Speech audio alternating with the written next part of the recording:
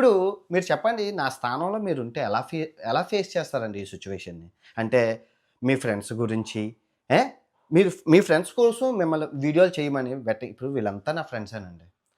మీరు నమ్ముతారో నమ్మరో 2024లో ఏం జరిగిందంటే, 'భయ్యా సన్నీ యాదవ్' మీద 41 వీడియోలు చేసేటప్పుడు ఈ అబ్బాయి నాకు ఫోను చేశాడు. అందరూ నిన్నే అంటున్నారన్నా నేను అన్నా అంటాను. ఎందుకంటే నాకు పరిచయం. మంచి బాండింగ్ ఉంది ఈ అబ్బాయితోని. అప్పటి నుంచి కంటిన్యూ అవుతుంది ఆ బాండింగు. అన్న అంటున్నారు నీ మీద వీడియోలు చేయమంటున్నారన్నా. ఎందుకు ఆ దరిద్రగొట్టు ముండాకోడు బెట్టింగ్ యాపులు అవి మానేయొచ్చు కదా అన్నా అంటే, నేను కూడా అదే డిసైడ్ అవుతున్నాను తమ్ముడు. మానేస్తాను తమ్ముడు. నా ట్రూ సబ్‌స్క్రైబర్స్ కోసం నేను మానేస్తాను అన్నారు. మంచిదన్నా నువ్వు మానేస్తే నాకు నిజంగా నీకు చేతులెత్తి మొక్కాలి. ఎందుకంటే నీ మీద వీడియో చేయాల్సిన రోజు రాకూడదు.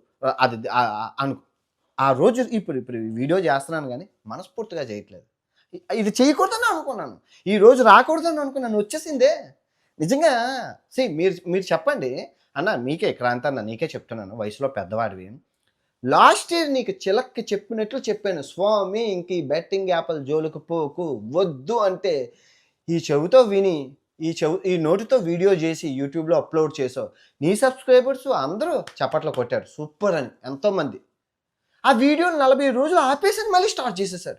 మళ్ళీ వెంటనే స్టార్ట్ చేసేస్తారు. ఎన్ని మంది మెసేజ్ పెట్టారో తెలుసా? మీ అన్న క్రాంతన్న మళ్ళీ వీడియోలు చేశారు. మళ్ళీ వీడియోలు చెయ్యి. ఇంక నేను చేయదలుచుకోలేదు.